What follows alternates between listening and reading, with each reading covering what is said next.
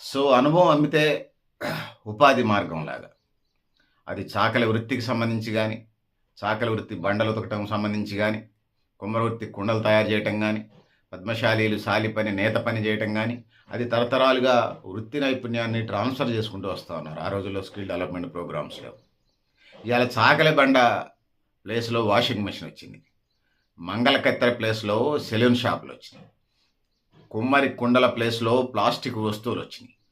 కుల వృత్తుల్ని పారిశ్రామిక విప్లవం గానియండి, ఆధునిక సాంకేతిక పరిజ్ఞానం గానియండి, లేతే రోబోటిక్స్, ఆర్టిఫిషియల్ ఇంటెలిజెన్స్ గాని, కుల వృత్తుల్ని కాలగర్భంలో కనుమరుగయ్యేలాగా చేసినాయని చెప్పక తప్పదు.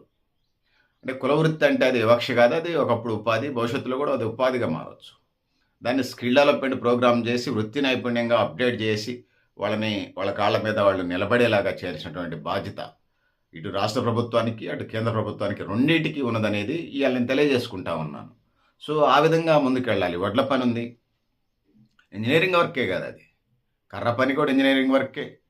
కిటికీలు తయారు చేసేది, బీరువాలు తయారు చేసేది ఇంజినీరింగ్ వర్కే. పంచవృత్తులున్నాయి వాళ్ళకి సంబంధించి. శిల్పులున్నారు.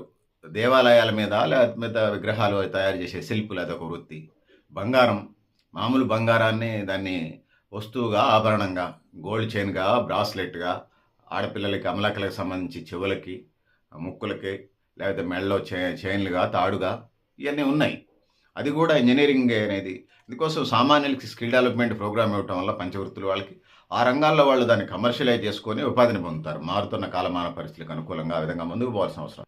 సో, ఇయాల వాళ్ళకి ఆ తరహా ట్రైనింగ్‌లిచ్చి ముందుకు నడిపించాల్సిన అవసరం ఉందనేది ఈ సందర్భంగా నేను తెలియజేసుకుంటున్నాను.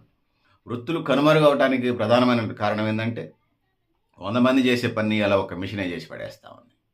అది చాకలి వృత్తి గాని, మంగళ వృత్తి గాని, లేకపోతే నేత పనికి సంబంధించి గాని మిషన్‌లొచ్చినాయి. సో, వృత్తులు కనుమరుగడానికి ఒక పరిస్థితి ఉన్నది. అందుకోసం స్కిల్ డెవలప్‌మెంట్ ప్రోగ్రామ్స్ ఏదైతే ఉన్నాయో, ఆయా వృత్తులకు సంబంధించి వాళ్ళకి స్కిల్ డెవలప్‌మెంట్ ప్రోగ్రామ్ చేసి కమర్షియల్ షాప్స్ పెట్టడం ద్వారా, ఆ విధంగా స్వయంపాదన పొందుతారు. ఉద్యోగత లభించిన కిందకొస్తది. ఆ విధంగా ముందుకు పోవాల్సిన అవసరం అయితే ఇయాల ఉన్నదనేది తెలియజేసుకుంటున్నాను. ఇది కుమ్మరి కుండలకి, చాకలి బండకి వర్తించింది. కుమ్మరి కుండ ప్లేస్‌లో ప్లాస్టిక్ వచ్చింది. చాకలి బండ ప్లేస్‌లో ఇయాల అనేక రకాల ఆధునిక రసాయనాలు కలిగినటువంటి ఇయొచ్చినియి. లేపోతే నేత పని వాళ్ళు పట్టు వస్త్రాలు తయారు చేసినా కూడా అది పట్టు పురుగు నుంచి వచ్చింది. నేచురల్‌గా వచ్చింది కుల వృత్తులకు సంబంధించి. ఇయాలేమైంది? ఆధునిక సాంకేతిక పరిజ్ఞానం ఏం తీసిపోయింది ఇయాల? ఎటువైపు తీసిపోతుంది ఇయాల? కళ్ళలో బుసిలాగా తయారైనాయి. కళ్ళలో బుసి తీయొచ్చు గానీ, ప్లాస్టిక్ కిందకి లేస్తామా? ఇలా కుమ్మరి కుండ ప్లేస్‌లో అది కుమ్మరి కుండ దాని లైఫ్ స్పాన్ ఉన్నన్ని రోజులుంటది. అది పగిలిపోతే మట్టిలో కలిసిపోద్ది నేచురల్‌గా. ఇలా ప్లాస్టిక్ ఎన్ని రోజులు కరిగిపోద్ది భూమిలోకి, ఇలా ఆ ప్లేస్‌లో వచ్చినట్టు ప్లాస్టిక్ మనం చూడాలి. చాకలి బండ అది మనం ఏ రూపైనా ఉపయోగించుకోవచ్చు. చాకలి బండ బట్టలు ఉతుక్కోవడానికి ఉపయోగించుకోవచ్చు, గోడ కట్టుకోవడానికి ఉపయోగించు, దారికి అడ్డంగా రాళ్ళ కట్ట పెట్టుకోవచ్చు, గోడ కట్టుకోవచ్చు. అది ఏ విధంగానూ ఉపయోగపడేది. ప్రకృతికి, పర్యావరణంలో ఒక భాగంగా ఉన్నది చాకలి బండ. మరి అలా అనేక రకాల బట్టల వాషింగ్‌కి సంబంధించి వచ్చినప్పుడు వాషింగ్ మెషిన్‌తో పాటుగా ఇలా అనేక రసాయనాలొచ్చి అలా ఒకవైపు జల కాలుష్యం చేస్తున్నాయి. రెండో వైపు బట్టల నాణ్యతను కూడా దెబ్బతీస్తా ఉన్నాయి. కాదంటారా? సో, ఇది నిజం, అక్షర సత్యం. ఈ నేత పని వాళ్ళకి సంబంధించి కూడా ఇయాల పట్టు నుంచో, లేకపోతే దారం నుంచో వాళ్ళు నేసేవాళ్ళు. ఉత్పత్తి లిమిటెడ్.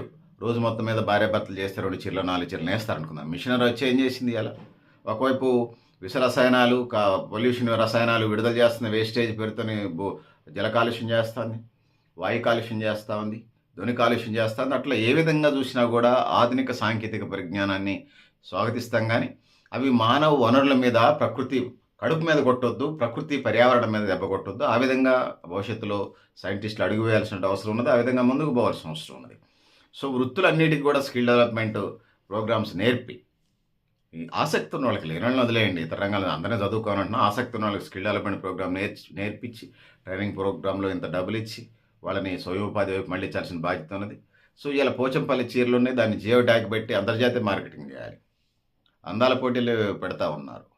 శారీల పోటీలు పెట్టండి. అంటే క్యాట్ వాక్ లాగా శారీ వాక్ పెట్టండి. ఆ పోటీలు పెట్టడం వల్ల మన చీరల యొక్క గొప్పతనం తెలుస్తది. మన నేత పనివారుల యొక్క, మన పోచంపల్లి, గద్వాల్, మన పట్టు చీరల నాణ్యత తెలిసినప్పుడు విదేశస్తులు కూడా కట్టుకుంటారు. ఆ విధంగా మార్కెటింగ్‌ని పెంచే కార్యక్రమం చేయాల్సిన బాధ్యత ముఖ్యంగా యువత మీద ఉన్నది. ఆ వైపుగా అడుగులు వేయాల్సిన అవసరం అయితే ఉన్నదనేది ఇయాల తెలియజేసుకుంటా ఉన్నాను. పర్యాటక రంగానికి సంబంధించి వచ్చినప్పుడు కూడా పర్యాటకులకు సంబంధించి చాకలి బండకు సంబంధించినటువంటి కుమ్మరి కుండలు తయారు చేయడానికి సంబంధించి గానీ, నేత పనివార్లు బట్టలెలా తయారు జేస్తారో, అది పర్యాటక రంగానికి సంబంధించి అదొక విజిట్‌గా తీసుకొచ్చి, భవిష్యత్ తరాలకి జనరేషన్స్‌కి సంబంధించి అది నేర్పే కార్యక్రమం జేయటం. ఆ విధంగా అనుభవాన్ని అమ్ముకుంటాం అనేది అనను నేను. అనుభవాన్ని భవిష్యత్ తరాలకు ట్రాన్స్‌ఫర్ చేసి ఇప్పటిదాకా ఆ వృత్తిలో నిలబెట్టి అదొక ఉపాధి మార్గంగా తినడానికి తిండి, ఉండడానికి ఇల్లు, కట్టుకోవడానికి బట్ట ఏదైతే ఉన్నదో, ఆ విధంగా బతుకుదెరువుకి, జీవనోపాధికి మిగతా వాళ్ళతో సమానంగా ప్రపంచానికి ధీటుగా అడుగులు వేసే విధంగా పాలక ప్రభుత్వాలు తీసుకోవాలి. కుల వృత్తులు కనుమరుగు చేసి కొత్తవాడు నాన్ కులాలు, నాన్ బార్బరు, నాయు బ్రాహ్మిన్స్ వచ్చి మంగళ కులస్తులు వచ్చి ఏరే వాళ్ళు ఒక్కళ్ళే 10 షాపులు, 100 షాపులు పెడతా ఉన్నారు. ఇయాల ఇట్లాంటి పరిస్థితులైతే ఉన్నాయి. ఇలా వాషింగ్ మెషిన్‌లు వచ్చి చాకలి కుటుంబాల కడుపులు కొట్టినాయి. ఇలా ప్రతీదీ వచ్చి కుల వృత్తుల మీద దెబ్బ కొడుతున్నప్పుడు, ఆ కులాలనే ఉపాధి మార్గాల వైపు పిల్లలందరిని చదివించటంలో ప్రోత్సహించాలి. ఆ ఉపాధి మార్గాల వైపు skill development, semi skill development programs చేయటం. ప్రభుత్వ చాకలి వృత్తికి సంబంధించి ప్రభుత్వ హాస్టల్స్‌లో గాని, లేకపోతే దేవాలయాల్లో గాని, దేవాలయాల్లో బ్రాహ్మణులతో పాటు సమానంగా పోస్టులియ్యాలి. హాస్పిటల్స్‌లో, విద్యా సంస్థలు, ప్రభుత్వ విద్యా సంస్థలు, హాస్టల్స్ అన్నీ గూడా వ్యక్తులకు గాకుండా వ్యక్తులకిస్తే మళ్ళీ బినామీలు పేద రజకుడిని పెట్టి బినామీలు మళ్ళీ పెట్టుబడిదారులు దొబ్బకపోతారు. రజక సొసైటీలకివ్వాలి.